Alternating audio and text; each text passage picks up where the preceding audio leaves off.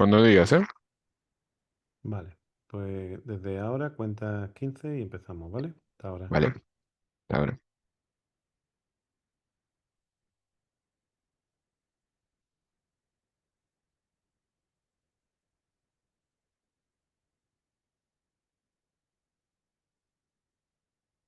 Hola, buenas tardes. Bienvenidos a este nuevo webinar. Muchas gracias a todos por conectarse. Vamos a esperar un minuto y comenzamos. Mientras tanto, me presento para quienes estén conectando por primera vez en estos encuentros formativos que estamos llevando adelante de manera virtual ya hace 2 años. Mi nombre es Hernán Funes, soy director técnico comercial de Pelsis España. Estamos llevando adelante una serie de encuentros para abordar ciertas temáticas vinculadas al control de plagas urbanas. Estos encuentros los realizamos con el fin de trasladarles eh, formas de manejar determinado grupo de insectos plagas, y también para vincularlos al uso adecuado de determinadas herramientas que nos va a permitir optimizar este tipo de servicio. Eh, Valoramos mucho estas interacciones, con lo cual agradezco mucho a todos los que nos escriben solicitando nuevos temas, nuevos conceptos a tener en cuenta en cada una de estas charlas que brindamos. La última que realizamos también trajimos de invitado a un disertante de un laboratorio proveedor. Cabe la posibilidad de volver a hacer lo mismo para los próximos webinars.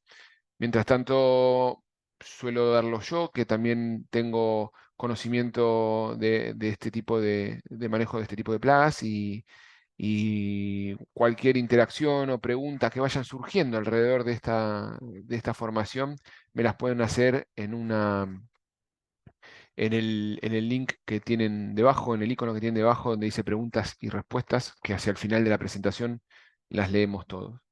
Y bueno, respondemos todo lo que podamos. Mi correo es hernan.funes@pelsis.com. Pueden escribirme ahí si queda alguna pregunta dando vuelta. Esta presentación también la estamos grabando, con lo cual vamos a compartirlo luego, eh, para que puedan repasar y puedan tener este material también. Así que no duden en escribirme si tienen alguna duda al respecto. Yo he dividido esta presentación en 3 etapas, en 3 partes. Primero me gusta hablar de la plaga en cuestión. Siempre comienzo de esta manera las presentaciones, así que en este caso que vamos a hablar sobre manejo integrado de cucarachas no va a ser la excepción. Y denominé esta formación, esta primera parte de la formación, conociendo al enemigo, porque justamente quiero hablar de mayor a menor, o sea, desde lo más genérico a lo más específico, y quiero compartir con ustedes algunos conceptos de qué hablamos cuando hablamos de cucarachas. Y particularmente cuando hablamos de cucarachas nos referimos vulgarmente a un grupo de insectos pertenecientes al orden Platodea.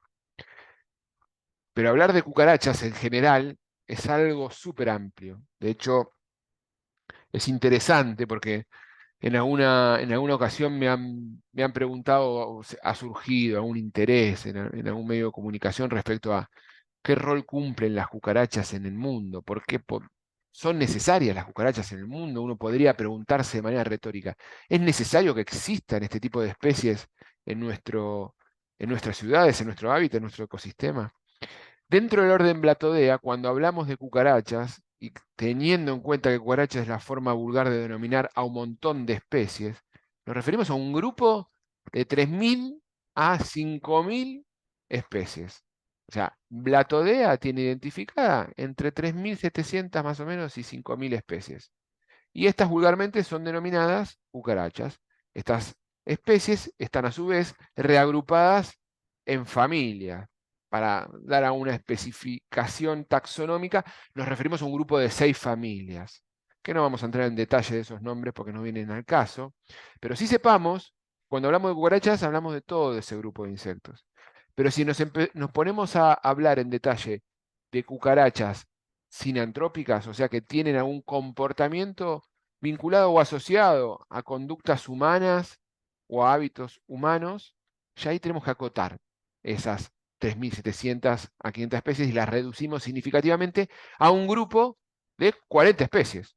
Hay 40 especies de lo que llamamos cucarachas que pueden vivir cerca de nuestras casas o dentro de nuestras casas, departamentos, pisos, locales, restaurantes, industria, etcétera, etcétera. Entonces, de las 5.000 especies identificadas, encontramos una diversidad muy grande. Hay cucarachas con colores llamativos, hay cucarachas que se parecen, uy, disculpen que se me, ahí está. Ahí se ve bien, ¿no? Espero que se vea bien. Hay cucarachas que se parecen a otro grupo de insectos, como por ejemplo pueden ser coleópteros. Ya no estamos hablando del orden Blatodea, sino que estamos hablando de otro grupo de insectos, como en la segunda imagen que se ve aquí. Voy a ver si puedo marcar con el puntero acá, que parece a lo que se denomina una vaquita o una mariquita.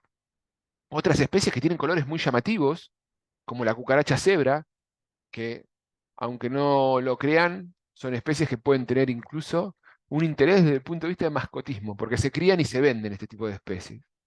La cucaracha rinoceronte, una cucaracha muy grande, casi del tamaño de la mitad de la palma de una mano. ¿Mm? La cucaracha cubana, que es una cucaracha que está en ámbitos externos, de un color verdoso en su estado adulto. Otras cucarachas que también parecen escarabajos, e incluso esta como la cucaracha de la Guayana francesa, que es de un color muy, muy bonito, por cierto. Todas estas especies, estas casi 5.000 especies identificadas, pertenecientes al orden Blatodea, tienen características en común que hacen que pertenezcan a este orden y que el ser humano está obsesionado con clasificar y encasillar cosas. Es por eso que denominamos a este grupo de insectos Blatodea y los llamamos vulgarmente cucarachas. ¿Y qué rol cumplen? ¿Por qué es importante? Acá vuelvo al tema. ¿Por qué es importante dentro de la naturaleza? Porque tienen un rol fundamental en descomponer la materia orgánica. Son insectos que tienen como objetivo descomponer e incorporar la materia orgánica en el suelo. Cumplen un rol fundamental en los ecosistemas. Ahora, cuando nos enfocamos en esas 40 especies que están asociados a hábitos humanos, ya ese rol queda delegado y tienen o forman parte, o son responsables también de transmitir muchas enfermedades y empiezan a tener una importancia en cuanto a concepto de plaga. ¿Me explico? ¿Por qué llamamos a todas estas especies cucarachas? Porque tienen particularidades en común. Una de ellas es el tipo de metamorfosis. Como ustedes saben, las cucarachas tienen una metamorfosis incompleta, lo que se conoce como heterometábolos. Esto significa que los estadios juveniles están en formas de ninfas. O sea, en vez de que tengan una forma larvaria en sus estadios juveniles, como pasan en mosquitos, en moscas, en pulgas, en el caso de las cucarachas, al igual que las langostas, al igual que las tucuras, al igual que, por ejemplo, las chicharras, los estadios juveniles se parecen bastante al adulto, pueden cambiar en color y demás, pero no tienen las alas completamente desarrolladas. Y no hacen una metamorfosis propiamente dicho en esa fase de pupa que sí realizan especies pertenecientes a órdenes como los dípteros o como los himenópteros, ¿no? Como las moscas o como las hormigas. Otra característica común es que se reproducen, la mayoría de estas especies se reproducen de manera sexual, lo cual puede ser una obviedad en muchos seres vivos, pero en el caso de los insectos no tanto, porque a veces existen insectos que se pueden reproducir de manera asexual. Como todos saben, una reproducción sexual es macho y hembra copulan y dan descendencia y se multiplican a través de huevos. O sea, son ovíparos, colocan huevos. Y en el caso de las cucarachas, los huevos los agrupan en estructuras conocidas como ootecas. Esas zootecas tienen particularidades de las cuales vamos a profundizar más en detalle en breve. Entonces dijimos de que dentro de ese grupo de casi 5.000 especies, hay 40 que pueden vivir en nuestros hogares o en las industrias, y dentro de esas 40 hay 3 que son las principales que se encuentran sí o sí, que casi que están distribuidas en todo el mundo, lo que se conocen como especies sinantrópicas propiamente dichas, haciendo que cuando uno piensa en cucaracha, pensemos en esto, en especies que distan mucho a su morfología como las que acabamos de escribir dentro del orden Blatodea. Entonces, dentro de las 3 especies sinantrópicas, vamos a enfocarnos en tres. En la cucaracha alemana, en la cucaracha americana y en la cucaracha oriental. Cada uno, por supuesto, con su nombre científico respectivo. Cuando hablamos de cucaracha alemana, nos referimos a Blatella germanica. La cucaracha americana es Periplaneta americana. Y la cucaracha oriental es Blata orientalis. Ahora, esto en cuanto a generalidad, si se quiere. Pero, al mismo tiempo, sabemos que no son las únicas, porque dijimos un grupo de 40. Vamos a hablar un poquito entonces también de qué otras especies nos referimos cuando hablamos de cucarachas de este estilo. Voy a dejar de compartir un segundo porque me parece que se me ha... voy a tener que cerrar y volver a abrir la presentación porque no me reproduce las imágenes. Permítanme un segundito y ya vuelvo con ustedes, que se me cerró el archivo. Pero vamos a estar... quiero mostrarles bien las fotos y es importante que se pueda reproducir bien la presentación, así que les pido un segundito de su tiempo para poder ajustar este desperfecto técnico, si se quiere.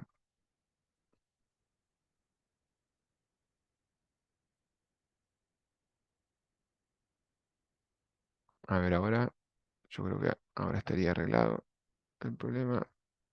Creo que ahí está. A ver,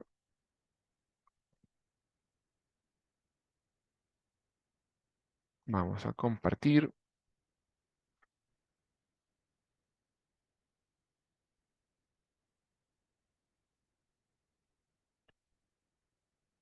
¿Me confirma si se ve bien ahí, Juan? Perfecto. Perfecto, ahí está. Bueno, seguimos entonces.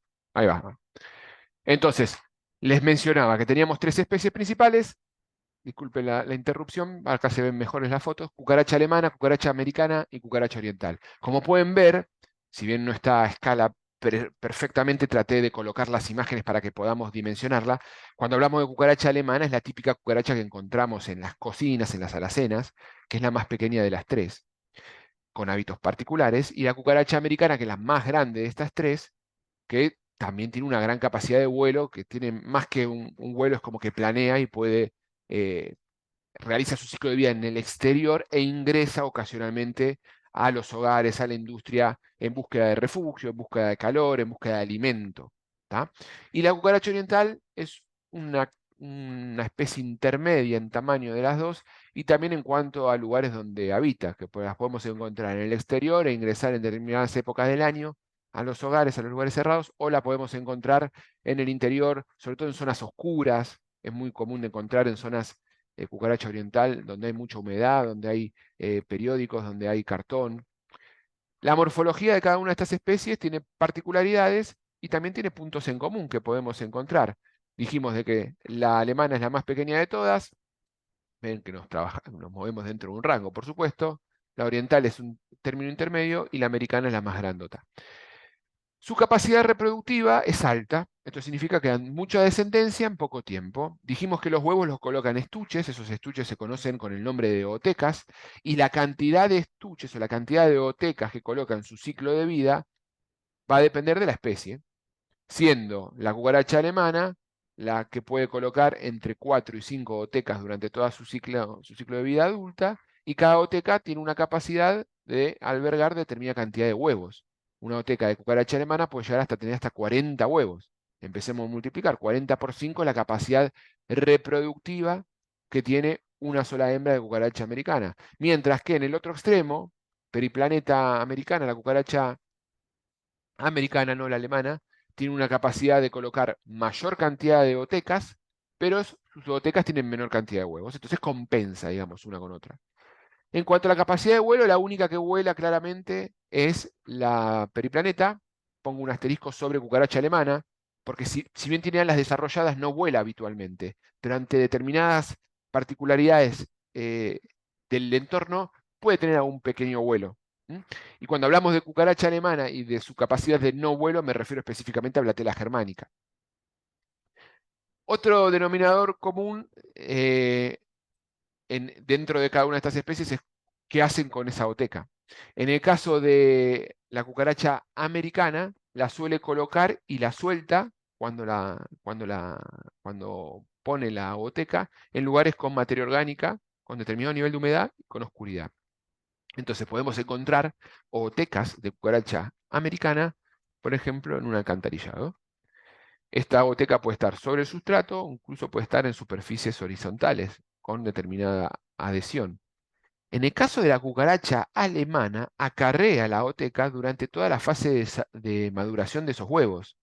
Y vemos esta situación, una hembra con la goteca pegada en la parte de atrás, en la parte distal de su cuerpo.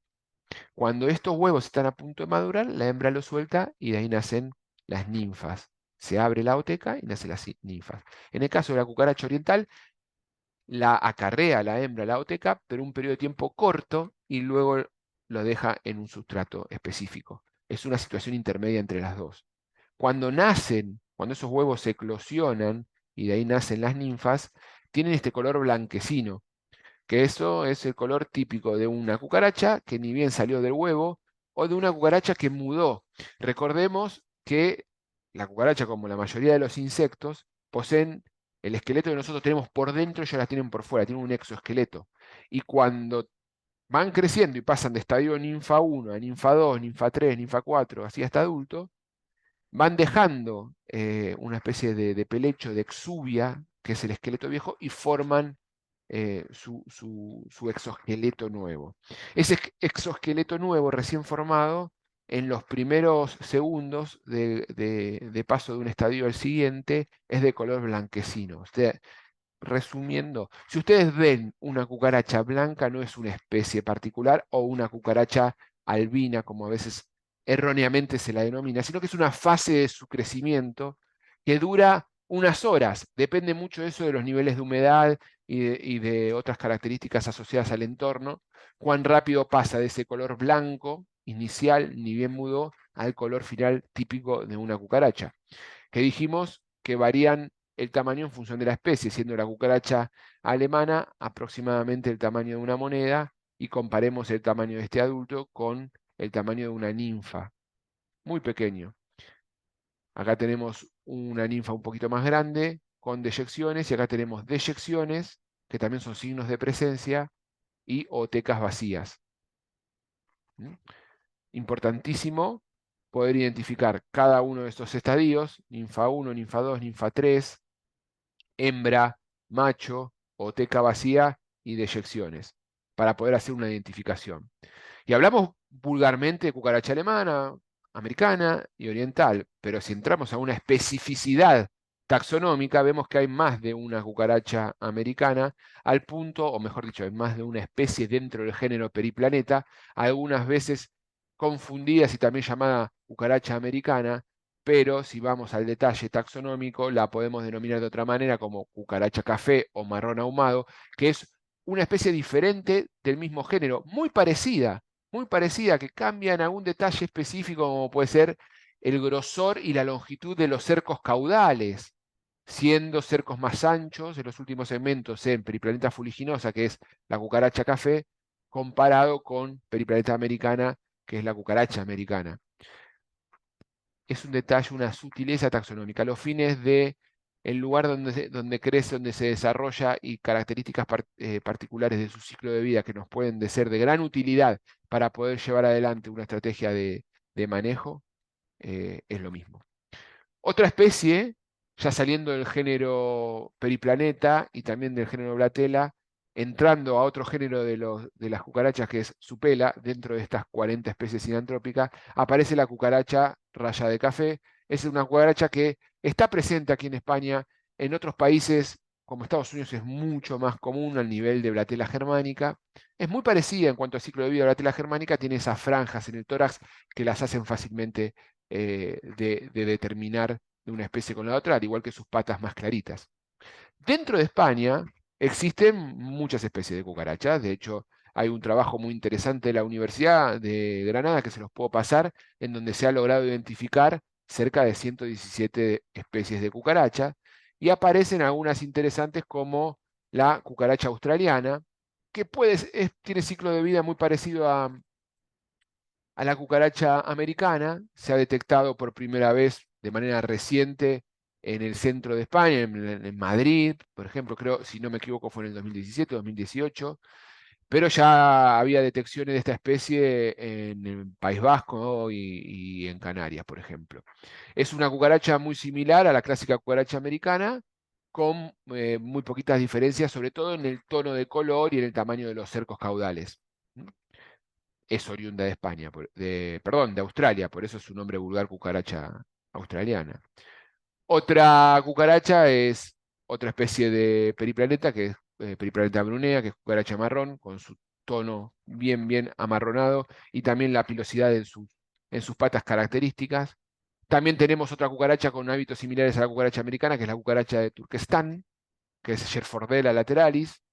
Esta existen registros en varias comunidades españolas, particularmente en Cataluña, en Barcelona ha detectado esta especie, también en otros lugares como en Almería. Es una cucaracha peridoméstico, peridomiciliaria. Esto significa que se puede encontrar en jardines, en entornos externos, en alcantarillas, en vertederos, pero también se pueden encontrar en el interior de algunos edificios. Existe un dimorfismo sexual, esto significa diferencia entre macho y hembra. La hembra es braquíptero, o sea, tiene las alas más pequeñas y la que tiene las alas completamente desarrolladas es el macho. Que algo característico de esta especie son los colores blanquecinos de sus patas y del lateral de su cuerpo, de ahí su nombre Shelfordera lateralis. Otra blatela, que no es blatela germánica, que muchas veces se la conocen como cucaracha verde oliva, es blatela vaga, que es de color más verdoso o así muy clarito. Las encontramos en el interior de los hogares y se puede alimentar de todo, como la mayoría de las cucarachas. Bueno, prefieren mucho las comidas que tienen almidón, como pan, migas, pastas, cereales. ¿Tá? Incluso podemos también encontrarla alimentándose de productos de origen animal, como pueden ser carnes o incluso líquidos, como puede ser leche, cerveza, ¿no? Incluso el fermento de la cerveza también puede resultarle atractivo, o los residuos líquidos que pueden acumularse en cesto de basura cuando percola los residuos orgánicos. Hay un trabajo interesante realizado en Estados Unidos que se puede extrapolar también en otros mercados en donde se clasifican la presencia de determinadas cucarachas. Y si yo abriese y hago esta pregunta a todos respecto a cuál es el servicio por el cual más a ustedes le llaman para hacer control, seguro que la respuesta principal es cucarachas. Puede que en algún momento del año o en algún lugar esté peleando cabeza a cabeza con manejo de roedores, pero cucarachas sin lugar a dudas es el servicio más solicitado. Y dentro de los tipos de cucarachas que principalmente se encuentran en los diferentes ámbitos donde trabajan, estoy seguro que la que principalmente se encuentra es la cucaracha alemana y le sigue la cucaracha americana. Entonces, enfocándonos y teniendo en cuenta esas tres especies, podemos hablar de los hábitos, particularidades, de los hábitos y particularidades que nos va a permitir poder hacer un correcto manejo. Para eso enfocamos, contemplando lo que ya dijimos que es cucaracha alemana, algunas características vinculadas a este grupo de especies. Cuando hablamos de cucaracha alemana, recordemos que es la más pequeña de las tres especies, se reproduce mucho, es la que más se reproduce, tiene una alta capacidad reproductiva, y podemos hacer las cuentas. De una cucaracha puede poner hasta 5 otecas, cada oteca puede ser 40 embriones. Esto da un potencial reproductivo de 200 cucarachas por hembra. En líneas generales, normalmente no vuela, pero se desplaza mucho, camina mucho y se mueve de manera muy rápida. Es la de mayor repercusión económica, muy común de encontrarlas en restaurantes, en colegios, en hospitales, en supermercados, en lugares donde hay hábitos de movimiento. Son una especie muy frecuente de encontrar. Como todas las cucarachas, le escapan a la luz. No estoy diciendo de que no sea factible encontrar actividades diurnas de cucarachas. Lo cierto es que la cucaracha prefiere desplazarse en ámbitos oscuros. Ahora vamos a ver algo vinculado a la actividad de movimiento que es muy interesante. Este tipo de cucaracha, cuando la hembra coloca huevos, los coloca en oteca, como mencionamos, y acarrea esa oteca durante el periodo de maduración, pero la hembra no se mueve tanto en la fase de maduración y de acarreo de la oteca, está más bien escondida. Dicho esto, si nosotros visualizamos gran cantidad de cucarachas de día, y si en esa visualización encontramos hembras desplazándose y moviéndose libremente con otecas acarreadas, es porque el nivel poblacional de cucarachas es muy elevado. Todas estas características de que no se desplazan tanto con la luz, que están más bien escondidas, que las hembras que tienen otecas se mueven poco, se vinculan también a niveles poblacionales medianos o promedios. Cuando esto sobrepasa el nivel de presencia de cucaracha, empezamos a ver excepciones a estas características descriptivas de cada una de estas especies. Acá tenemos alguna característica o algún punteo, descripción gráfico de los lugares donde podemos encontrar cucarachas. Es muy común encontrarla dentro de los microondas, en los displays, en zonas de bajo mesada, dentro de alacenas, detrás de las heladeras, de los refrigeradores. Con el calor mismo del motor de refrigerador se forman zonas de humedad, zonas donde se pueden acumular en materia orgánica, zonas donde se guardan cubiertos a través de las cuales después las cucarachas caminan y podemos nosotros ingerir esos microorganismos cuando nos alimentamos. En pisos, en edificios, pueden trasladarse de un piso a otro a través de estructuras, cañerías. Es bien, bien complejo y tiene una capacidad de adaptarse a muchos entornos y a muchos lugares donde pueden haber disponibilidad de alimento. Es por eso que es importantísimo identificar esos lugares. Hablamos de que tenemos que identificarla, que en el momento que muda se vuelve completamente blanco. Algo importante es el tema de la hidratación. La cucaracha necesita humedad para poder sobrevivir y esa humedad que la va a hidratar la puede conseguir a través del alimento o del entorno y afecta directamente el desarrollo y la reproducción. Humedades relativas bajas, ambientes secos, no son propicios para que la cucaracha se reproduzca. De hecho, hay unos trabajos muy interesantes que demuestran que la humedad relativa del ambiente también afecta la capacidad de adquirir fenómenos de resistencia a determinados insecticidas. En líneas generales, humedades por debajo del 40%, la cucaracha no puede mudar ni reproducirse y con hidrataciones adecuadas, por encima del 50-60%, le ayuda a detoxificarse ante determinado nivel de resistencia, ante determinados productos insecticidas. Por eso es importante ver el entorno y de qué manera se puede o no manejar la humedad del lugar, porque eso puede ayudar a favorecer o no la presencia de determinadas especies de cucarachas, que de repente encontramos en microhábitats y vamos a ver este tipo de situaciones en donde encontramos un grupo de cucarachas. Muchos insectos se comunican a través de claves químicas, las cucarachas no son la excepción. El tipo de clave química que utiliza se las conocen como feromonas, y las feromonas en este sentido, que de las cuales estamos hablando de feromonas de agregación, o sea, son olores que le dice a otra cucaracha, vengan que acá hay un buen refugio, vengan que acá hay un buen alimento, y es por eso que encontramos a todas juntas. O sea, en una población, que una especie de hábitos gregarios, tenemos huevos, ninfas y adultos todos en un mismo lugar. Cuando encontramos estas especies de nidos de cucarachas, está bueno que sea así, porque nos permite hacer un control de toda la población. Ustedes piensen que hay especies de insectos que el adulto es el que ocasiona el daño, y si hacen una acción de control, la concentramos y la efectuamos solo hacia el adulto, y la larva se encuentra en otro lugar, que puede estar lejos, como típico caso que pasa en las moscas. En el caso de las cucarachas no sucede eso, y es común encontrar en este tipo de entornos, que tal vez pueden o no estar vinculados a fuentes de alimento o refugios donde encuentran oscuridad y humedad. Dijimos que las cucarachas tienden a moverse de noche. Hay un trabajo muy interesante que vincula la locomoción de las cucarachas en función del estadio, particularmente me refiero a la tela germánica, y de la capacidad reproductiva. Los primeros estadios ninfales, de 1 a 3, la cucaracha se va a mover poco, distribuido a lo largo del día. Los últimos estadios ninfales, del estadio 4 a 6, ya empiezan a adquirir los mismos hábitos que tiene el macho y la hembra, no la hembra sin oteca, que va a estar concentrado durante la noche. La hembra adulta que acarrea la oteca, antes que ésta esté madura, se va a mover durante todo el día, pero cuando la oteca está madura y está a punto de, la tiene que proteger, entonces se va a reducir su movimiento al máximo. Esto es más o menos cómo se distribuye a lo largo del día el movimiento de distintos estadios de Blatela germánica. ¿Por qué menciono esto?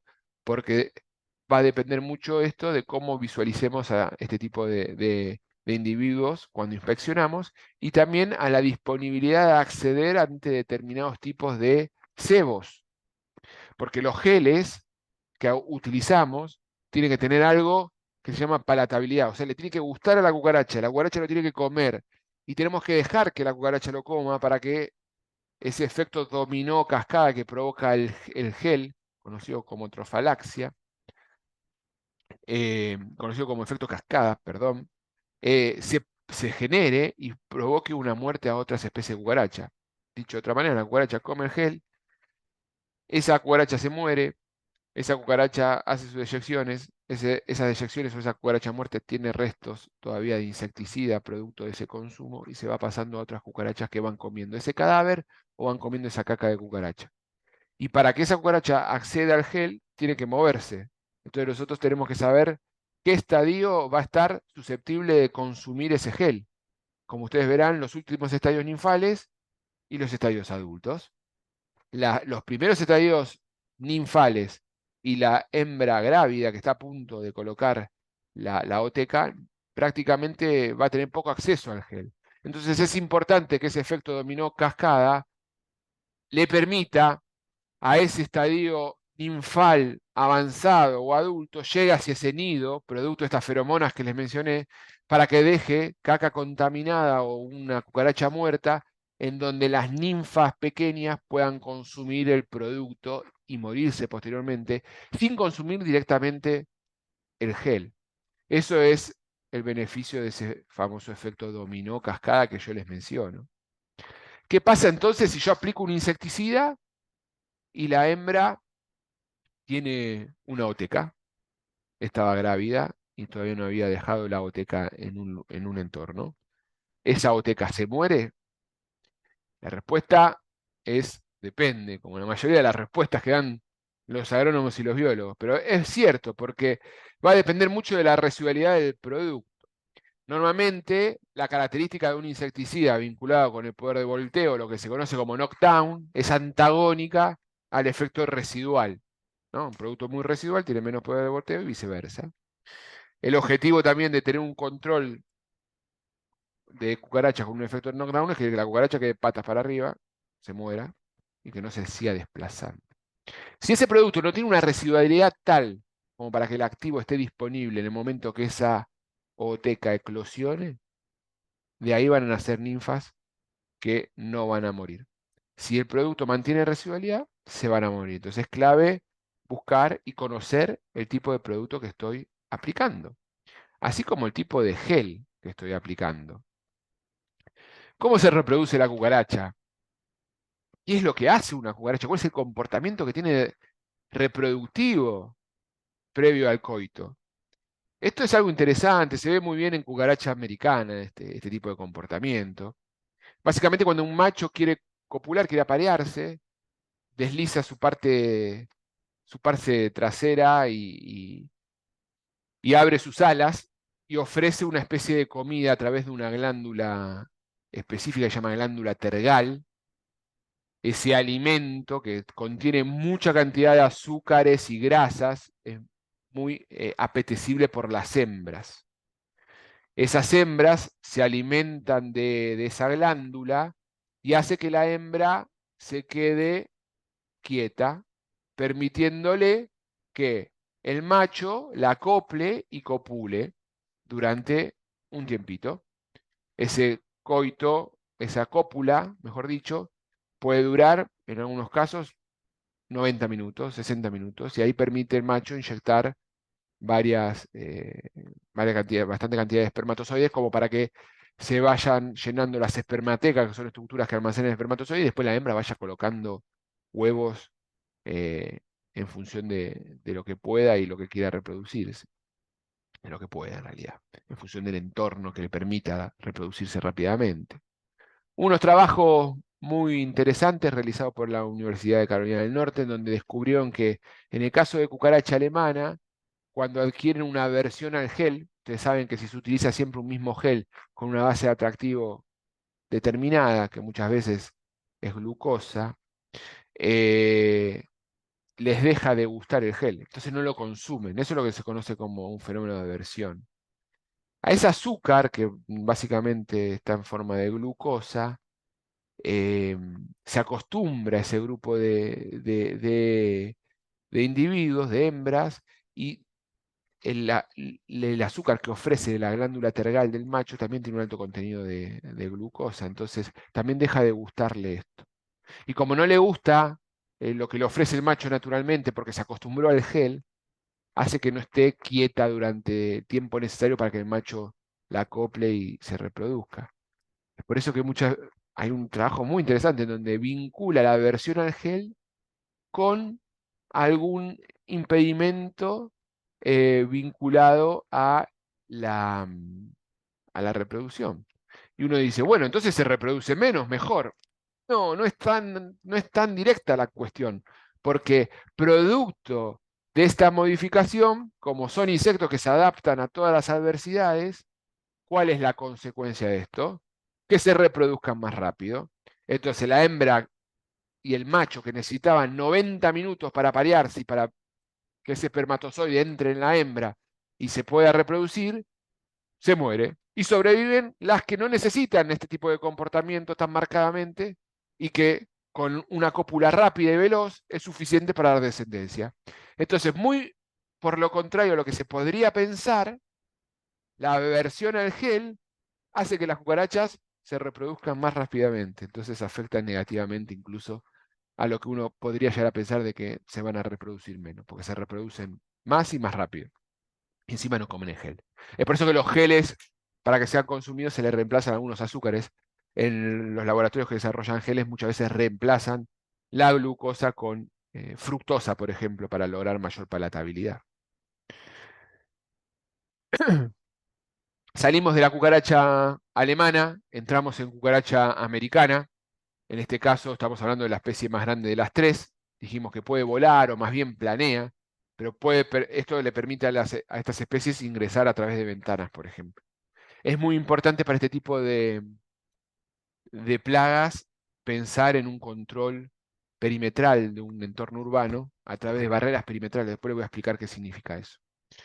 Deposita la oteca en el exterior, lo puede adherir a distintas superficies y es una plaga que principalmente está en peridomicilio, pero que puede ingresar. Muy común de encontrarla en alcantarillas y pueden ingresar a través de las zonas de desagüe o encontrar también en sótanos y demás. Por ello que la colocación de barreras físicas que permitan el desagüe del agua, pero no el acceso de cucarachas, puede ser una herramienta de obstrucción física muy importante para evitar el ingreso de determinadas cucarachas que complementen el control químico. Acá podemos observar a la cucaracha oriental, conocida también como cucaracha negra. Podemos ver que las alas son más cortas que el cuerpo, es braquíptera, se llama esta característica, no vuela. Y suele estar en zonas cuando hay clima templado, caluroso, en la parte exterior, y cuando el clima está más frío, en la parte de los interna, ¿no? Buscando el abrigo del frío en estructuras urbanas. Dicho esto, y habiendo visto las características particulares de cada una de estas tres especies, nos enfocamos en el manejo integrado. ¿Ustedes se acuerdan lo que es manejo integrado? Cuando hablamos de manejo integrado nos referimos a utilizar todas las herramientas que tenemos a mano, química y no química, para llevar la plaga a un punto que no ocasione un daño económico o un daño, porque a veces no el daño, en el caso de cucarachas, no necesariamente es económico, sino su sola presencia puede generar un daño. En el caso de cucarachas, hay trabajos muy interesantes donde demuestran que el 80% del manejo integrado es control no químico. Se puede reducir significativamente los niveles poblacionales de cucarachas solamente con limpieza y ordenamiento. Y la base para que esto sea efectivo y para que después el tratamiento químico resulte óptimo es la inspección y el monitoreo. Es por ello que tenemos en una especie de gráfico, podemos tener algunos aspectos asociados a higiene y sanidad que pueden permitir que baje el problema o la población de una cucaracha, en este caso es un gráfico vinculado a cucaracha alemana, un 50% de la población solamente con limpieza y otro 25% más con modificaciones del hábitat. Modificaciones del hábitat es eh, tapar grietas, evitar lugares donde pueden encontrar refugio, ¿m? Quitarle disponibilidad de alimento. Y después de eso, recién ahí podemos pensar en un tratamiento químico como para optimizar todo este tipo de servicios. En cuanto a modificación del entorno, tenemos este tríade que siempre está presente cuando hablamos de plagas urbanas. Para que una plaga aparezca tiene que haber alimento, tiene que haber agua y tiene que haber un refugio. Cuando hablamos de alimento, sabemos que las cucarachas comen todo, de todo, ¿eh? Por supuesto que cucarachas muertas y bibliotecas vacías, por suerte, porque eso nos permite ese efecto dominó cascada que les mencioné, pero también hay registro de cucarachas alimentándose hasta de pegamentos, los pegamentos de los burletes, por ejemplo. Es muy común encontrar en burletes de heladeras, de refrigeradores, ¿no? Perdón. Eh, Agua, que el agua la necesita la cucaracha, dijimos que necesita hidratarse. Una canilla con una gotera es una fuente de agua. Un trapo húmedo de la cocina es una fuente de agua. Condensación de humedad en las cañerías es una fuente de agua. Alimentos húmedos es una fuente de agua. Y refugios, principalmente oscuros, donde haya calor y determinado nivel de humedad. Prefieren, por supuesto, estructuras de papel, de madera.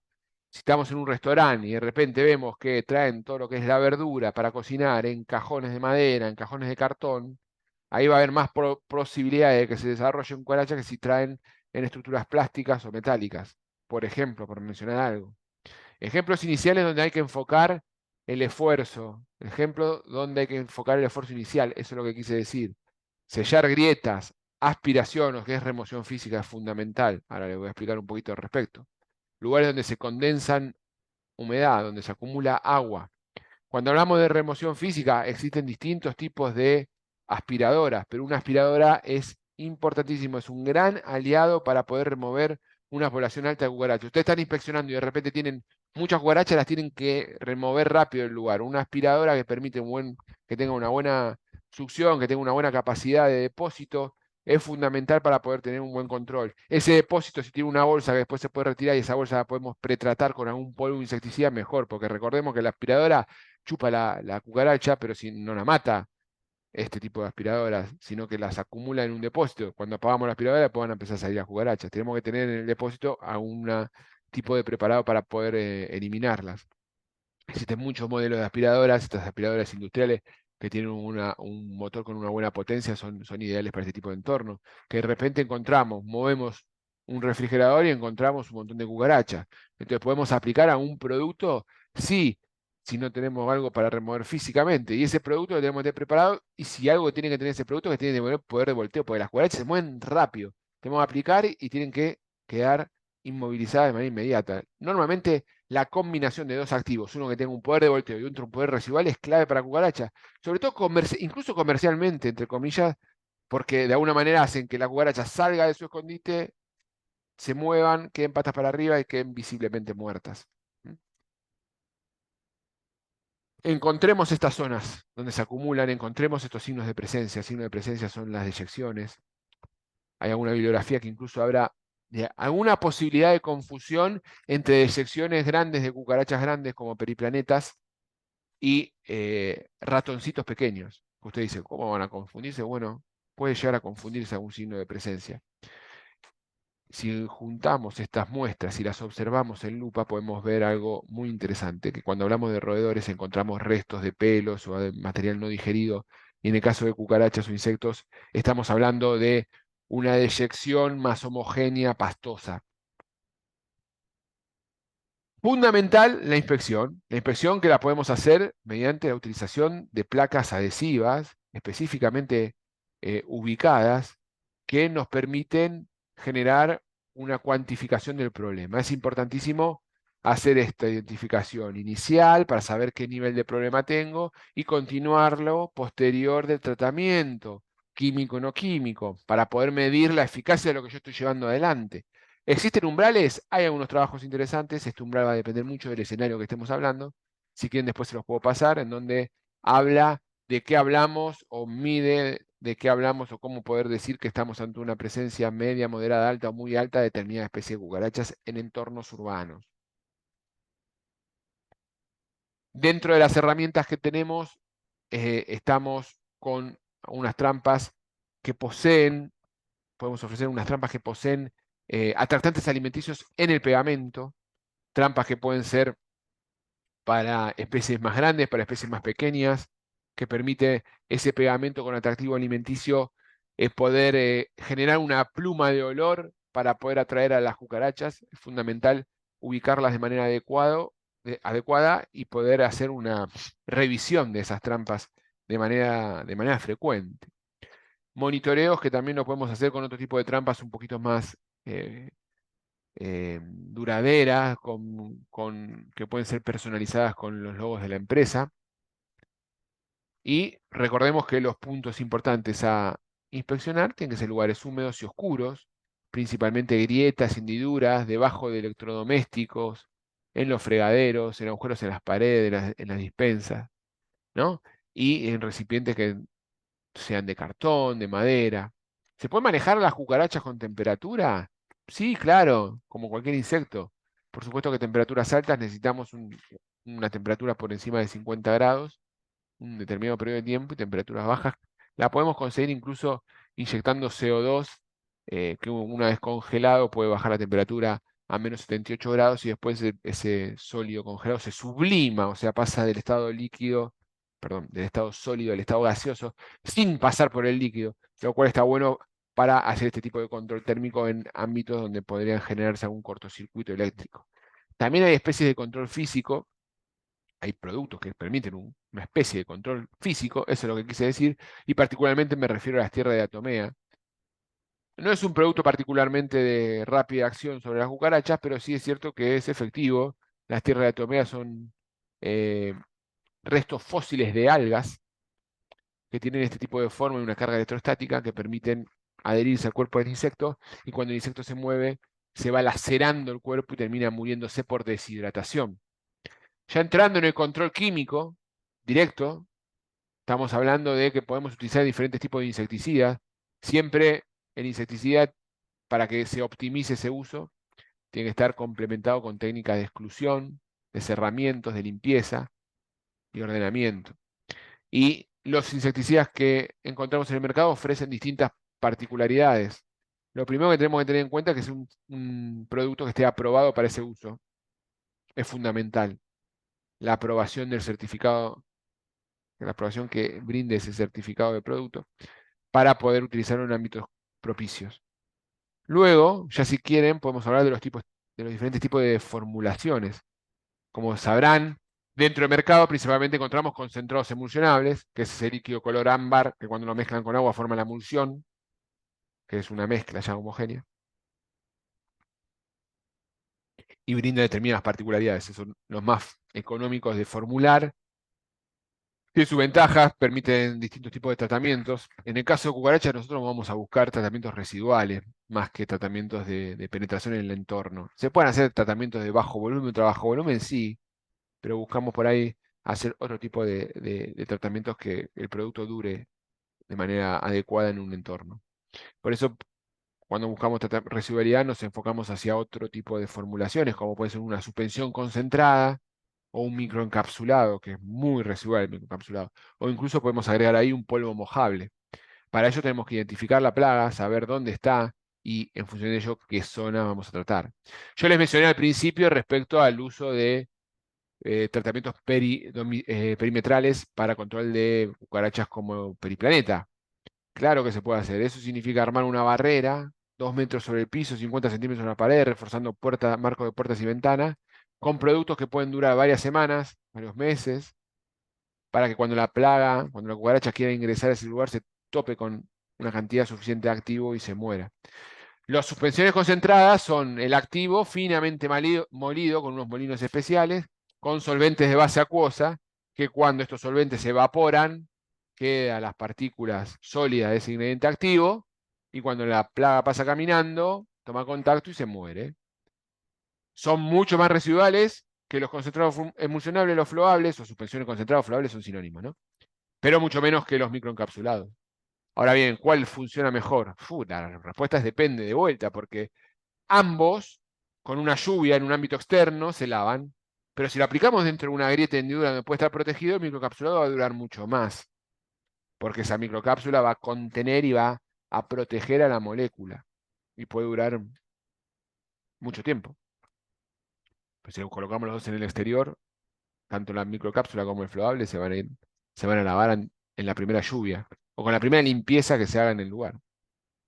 A unos productos que comercializamos, deltametrina, flowable, suspensión concentrada, cautrina Partix, que también es una deltametrina al 2.5, con una tecnología que ofrece EMBU que permite un mayor poder residual de hasta 12 semanas.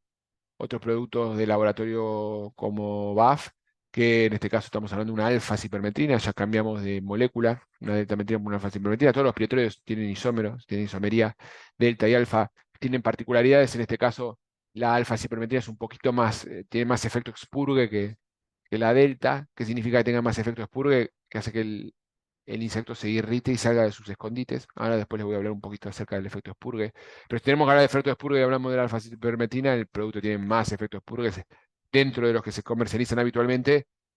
Es la cipermetrina, y en este caso tenemos una cipermetrina microencapsulada, que además de ese efecto expurgue, dura mucho tiempo por esa microcápsula que protegida y colocada en un lugar adecuado, te puede durar hasta 6 meses de protección. El efecto expurgue, si uno va a la bibliografía, es la capacidad del aumento de locomoción de un insecto hacia sentidos indiferenciados. Lo pasamos al español y eso significa que el bicho se irrita y se mueve para cualquier lado. Entonces, si vos tenés plagas, si ustedes tienen plagas que se esconden en grietas de hendidura, al tomar contacto con este tipo de moléculas, van a salir de esos lugares. Y al salir de esos lugares van a tomar contacto con mayor concentración del producto que está en el entorno y tienen efecto posterior. Todos los piretroides tienen efecto Spurge, pero podemos agrupar a los piretroides en dos tipos, tipo 1 y tipo 2. Tipo 1 son aquellos piretroides que no tienen grupo ciano y tipo 2 son aquellos que tienen grupo ciano. ¿Qué es el grupo ciano? Me dirán ustedes. El grupo ciano es esa unión de triple enlace entre un carbono y un nitrógeno que se encuentran dentro de la molécula de los piretroides y que provoca lo que se conoce como parastesia, que es la irritación que genera cuando uno accidentalmente le toca la piel, sobre todo en ámbitos dermales, o irritación en las gargantas cuando uno respira un piretroide.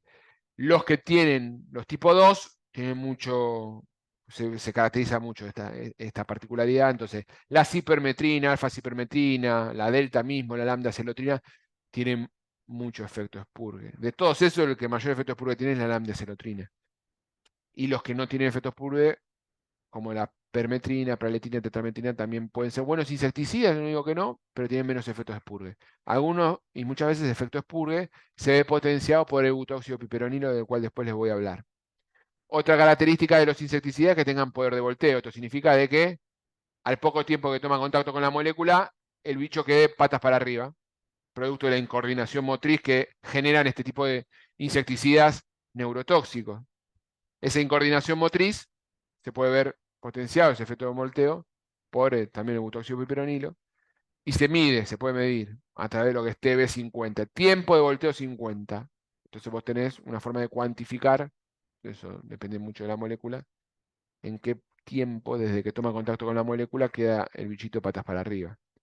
Acá tenemos ejemplos de productos como caballitos de batalla muy utilizados para control de cucarachas con buen efecto expurgue y buen efecto de volteo, como la cipermetrina, en este caso una cipermetrina del 10%. Si buscamos penetración, buscamos que el producto ingrese en un entorno para que llegue a la plaga, tenemos que hablar de aerosoles y de humos. Aerosoles, en este caso voy a hablar del solfa, que es un aerosol de base de piretrinas naturales. Eso está bueno porque también tiene una baja toxicidad en ámbitos internos, en cocinas y demás. Es un aerosol de descarga total que tiene una válvula que se aprieta, perdón, y se descarga todo. Esto es ideal para determinado tipo de plagas. en ámbitos como cocina hay que abrir primero las alacenas, retirar platos, colocarlo en un lugar aparte, protegerlo para que pueda tener una buena penetración. Y por otro lado son los zumos. Los zumos, a diferencia de los aerosoles, son partículas sólidas en suspensión, que tenemos como dos tecnologías de humo. En el caso del fumigol, que es una cifelotrina más geraniol, el Fumigol Plus, y el Dovol Fumigator, que es una cifelotrina, pero en el caso del Fumigol se tiene que prender una mecha, y en el caso del Dovol se tiene que prender se tiene que mojar en agua y es una reacción hidroactiva, quiero decir. En este caso, en este último, requiere llevarlo en el registro del libro de biocidas, en el LOM, libro oficial de movimiento de biocidas. ¿Qué es la resistencia? La resistencia es un fenómeno que se da en determinados niveles de plagas, sobre todo aquellas que tienen una gran capacidad reproductiva, y las cucarachas entran dentro de esta clasificación, que dice que de repente hay un grupo de insectos que se bancan, que toleran, que resisten dosis a las cuales antes les resultaban letales. Fíjense que digo que es un fenómeno poblacional, no es un fenómeno individual. Esto significa que la plaga nace resistente o nace susceptible. Lo que hace que se vuelva resistente es una capacidad que tiene la resistencia, que es que se hereda. Entonces, como la resistencia se hereda, cuando uno mata siempre a los susceptibles, hay mayor chance que el casal, el macho y la hembra resistentes se crucen entre sí y den nueva descendencia resistente. Entonces, es un fenómeno, diría que si usamos siempre el mismo grupo de insecticidas es inevitable, pero absolutamente manejable. Y la forma de manejarlo es hacer una adecuada rotación de productos. Todo esto que estoy describiendo es súper simplificado porque ustedes saben que hay muchos tipos de resistencia. Tenemos resistencia metabólica, comportamental. Dentro de la metabólica no es lo mismo una resistencia que trabaje con oxidasa de función mixta que una resistencia que trabaje con carboxilasas. En el caso del primero, porque son resistencias más vinculadas a éteres, se pueden utilizar dentro de los piretroides productos como el etofenprox, que puede ser una alternativa, pero tampoco es la panacea. Y dentro de los productos de resistencia metabólica vinculada más a carboxilasas, como son los ésteres, se pueden utilizar, porque como son piretroides más complejos, como en el caso de la alfametrina o la deltametrina, tenemos que ya cambiar de familia química. Entonces pasamos de los piretroides a grupos químicos como los fenilpirazoles, que bueno, ahora están prohibidos, como el fipronil, pero sí a los neonicotinoides como el imidacloprid es una buena alternativa, y en algún caso incluso a un fosforado. Los piretroides lo que tienen es que, en el caso de estas resistencias metabólicas, se pueden utilizar sinergizantes. Sinergizantes son sustancias que por sí solas no tienen una acción insecticida, como el butóxido de piperonilo. Hay otros sinergizantes, pero el que más se utiliza es este. Pero cuando se los mezcla con el piretroide es como que de alguna manera dejan que esas oxidasas actúen y degraden al piretroide, inhiben esas oxidasas, entonces el piretroide puede actuar.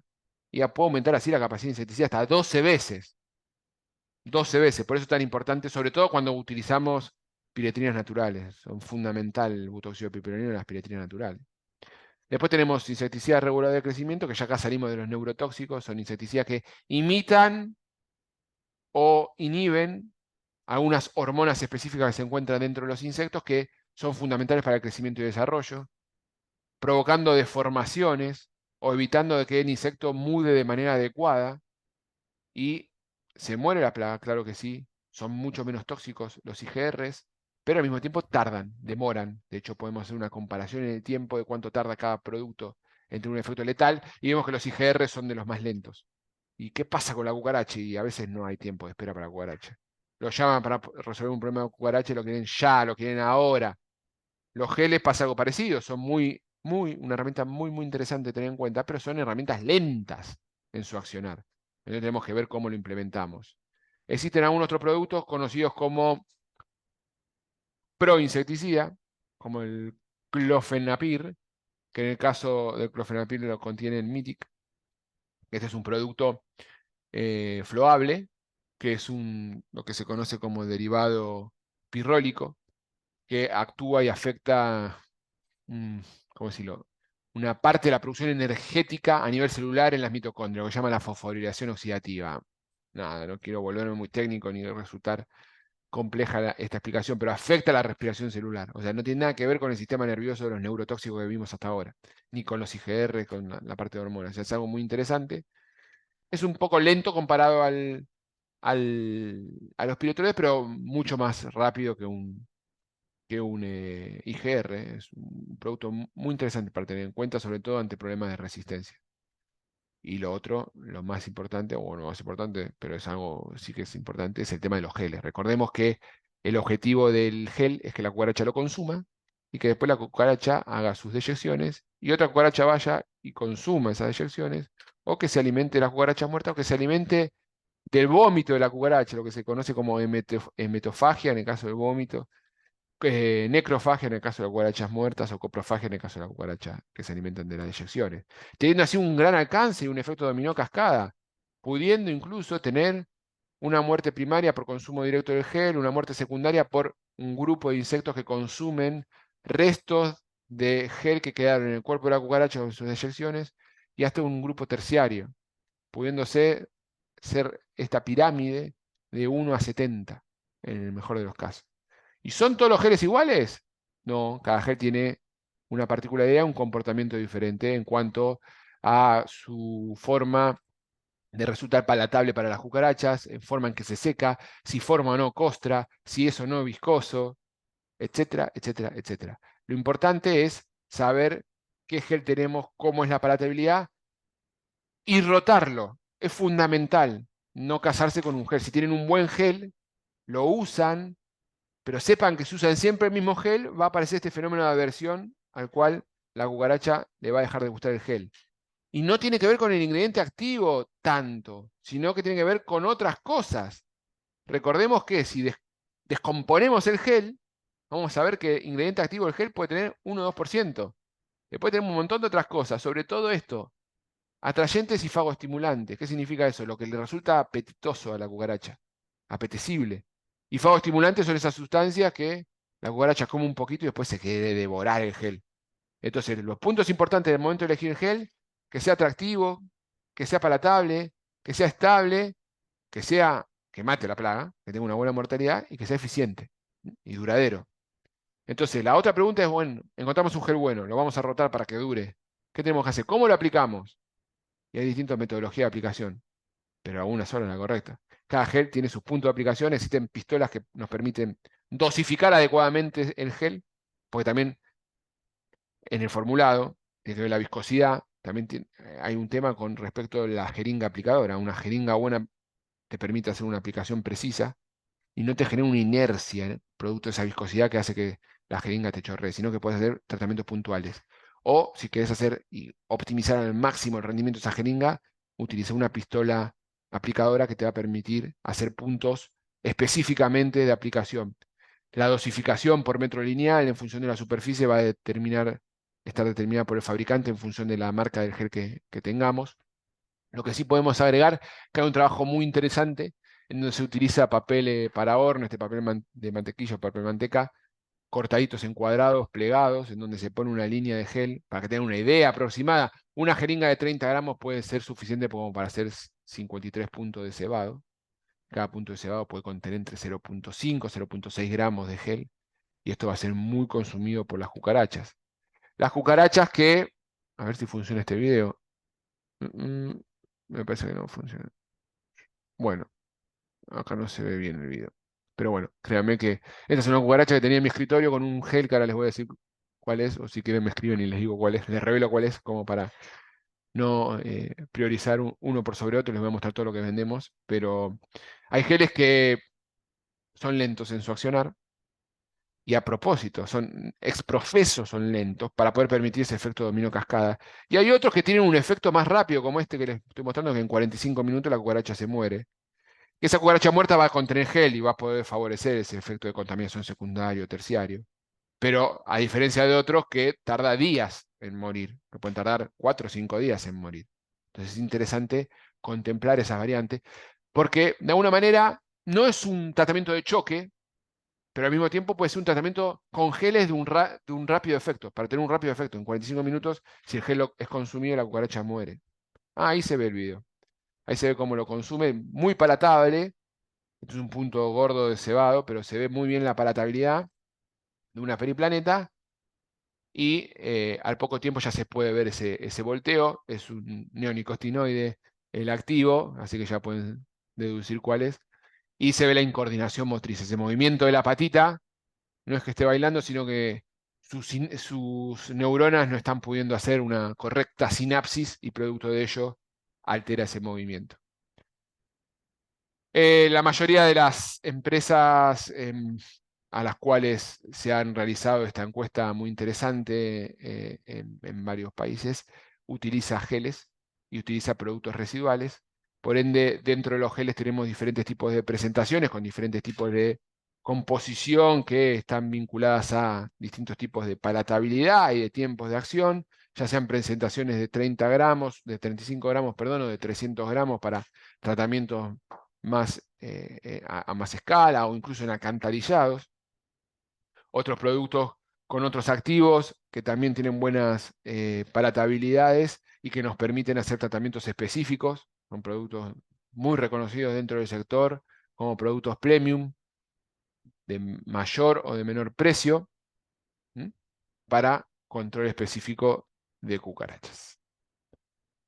Muy bien, hasta aquí hemos llegado, ante todo, y en tiempo récord, porque normalmente suele durar más de una hora y me he propuesto internamente hacer esta presentación en una hora que creo que ha estado bien. Tenemos varias preguntas que voy a proceder a leer. Les agradezco a todos el tiempo de conexión y también este tipo de interacción. Vamos a pasar a leer algunas preguntas. A quienes no lo hayan hecho, los invito a que puedan escribir y consultar. Y si no, también les vuelvo a dejar, y les repito mi correo, hernan.funes@pelsi.com. Cualquier duda que surja respecto a esto me pueden escribir y los responderé. Respondo siempre. Puedo tardar un poco, pero respondo siempre. Bien, por acá pregunta Franco. Hola, Hernán. Las cucas pueden tener la oteca, me imagino que quiere decir. Pueden, al tener la oteca, pueden ir regulando la postura de huevos. No, normalmente coloca, me imagino que se refiere a la tela germánica y a cuánto tiempo puede tener la hembra acarreando la oteca hasta que esos huevos eclosionan. No lo regula la hembra, ese tiempo va a estar directamente vinculado a características de temperatura y de humedad, que suele ser un periodo corto de menos de una semana, en el caso con temperaturas óptimas y de humedad óptima. Muy bien, a ver, acá está. Respondido. Juan José Perea pregunta: si se cambia de isómero pero se sigue con la familia química, ¿se evita la resistencia? No te puedo responder eso porque me voy a caer en donde caigo siempre, es que depende. Podés, dentro de una misma familia química, tener alternativas de rotación, como te decía, ante fenómenos de resistencia metabólicos específicos. Por ejemplo, cuando tenés un tipo, porque hablar de resistencia es bien complejo, y hay resistencias que ocurren ante la aparición de algunas moléculas que te actúan como escudo, entonces te degradan al piretroide evitando que el piretroide actúe letalmente sobre la plaga. ¿Me explico? La forma en que te van a degradar ese piretroide puede ser a través de oxidasa de función mixta, como en el caso de algunas resistencias, y otras formas a través de la presencia de carboxilasas. Cuando hablamos de presencia de oxidasa de función mixta, el uso de productos de misma familia química que son otros isómeros, que tienen otra isomería, como el etofemprox, y particularmente te mencioné este, podría llegar a tener un tipo hacer un tipo de alternativa de rotación dentro de una familia química, pero son casos puntuales y depende de varios factores, no es la única solución. Lo mismo pasa con el butóxido de piperonilo, que rompe ese escudo y permite que la lanza del piretroide actúe, pero tampoco es la panacea en la solución. Es mucho más efectivo, cuando hablamos de resistencia, cambiar de familia química, claro está. Pero a veces no es posible, porque no tenés alternativa, porque el marco regulatorio no te lo permite. Bien. Preguntan acá, Juan José, también, ¿cuál es el orden adecuado para preparar una mochila diluida de productos? Si primero colocas el producto y después el agua, o el agua y después el producto.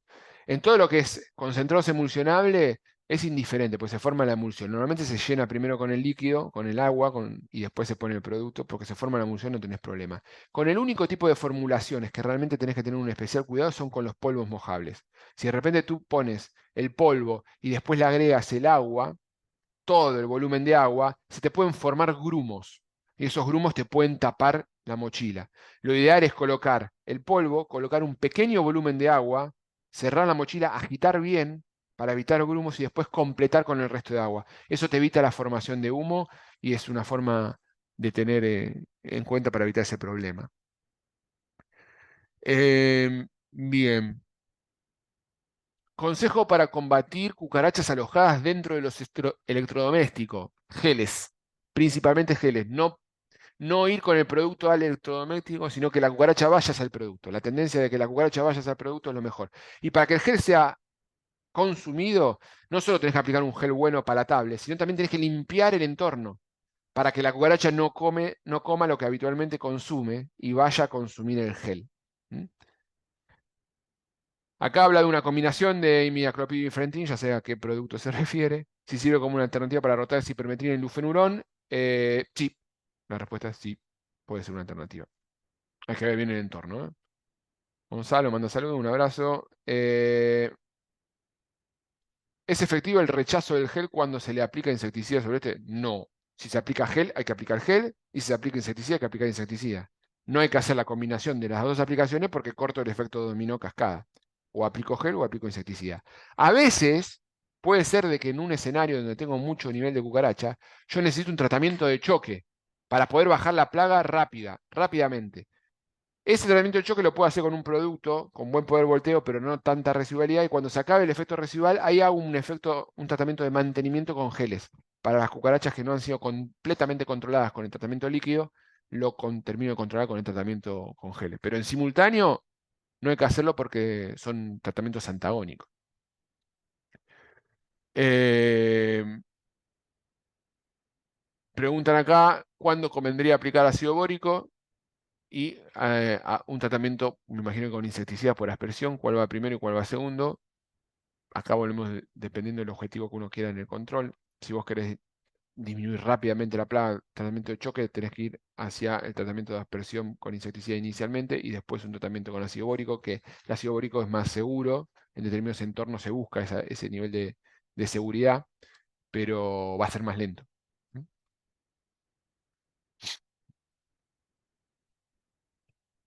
Bien, bien, esto está.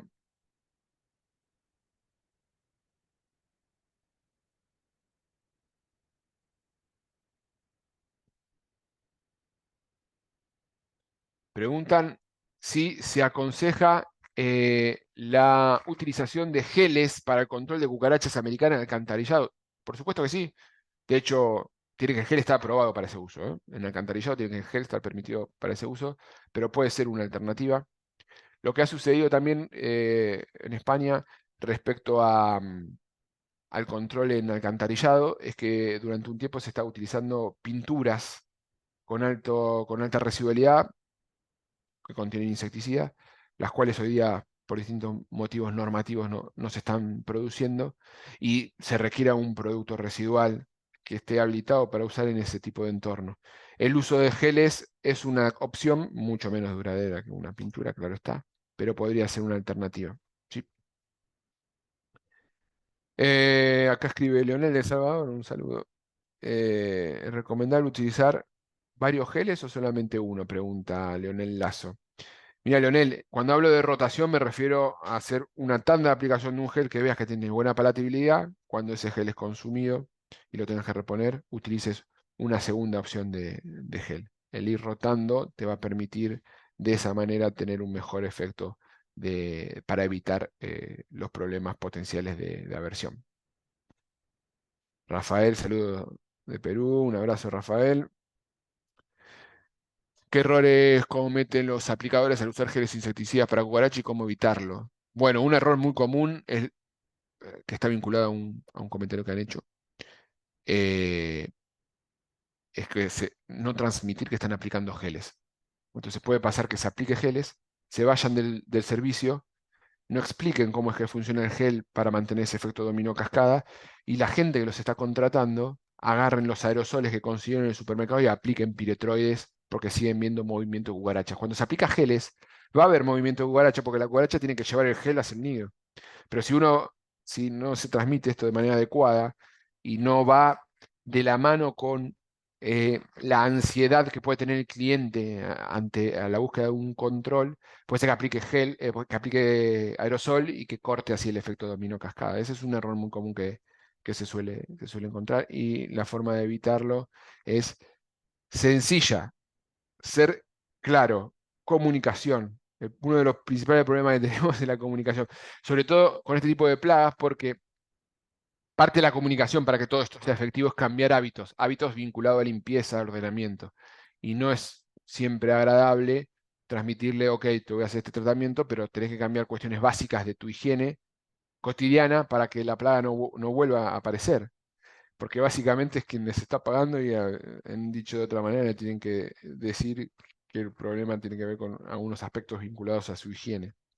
Por eso, las empresas de control de plagas tienen un rol fundamental como comunicadores, y ustedes tienen que tener esa capacidad de poder transmitir de manera adecuada, no agresiva y acorde al servicio que están ofreciendo, las recomendaciones específicas asociadas a los cambios vinculado a higiene. En industria alimentaria es diferente, porque esas recomendaciones van en un informe, están plasmadas y es diferente el trato, pero en un hogar es un poco más complejo. Bien, ¿qué más? Daniel Durán, un saludo. Podría repetir distintos insecticidas que no... Mira, Daniel, si quieres, escríbeme un correo: hernán.funes@persi.com. Sé de dónde me escribes porque los insecticidas que mencioné son para aquí, para España. Tú escríbeme y te puedo mandar algún detalle de lo que se encuentra en tu país. Eh, si Leonel pregunta, lo de la alternancia en geles es un gel en un servicio y otro gel en otro servicio.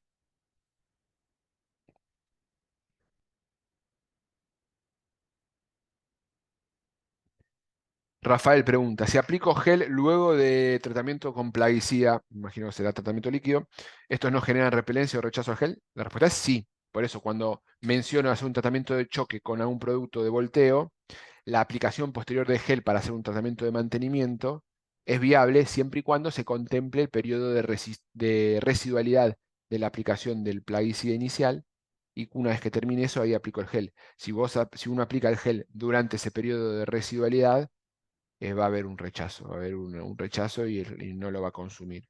¿Mm? Perfecto. Bueno, creo que estamos. Ahí he respondido bastante. Eh, Cualquier duda que no haya podido responder, me pueden escribir: hernán.funes@persis.com. Les agradezco muchísimo su tiempo y quédense atentos que próximamente vamos a estar anunciando el webinar de julio.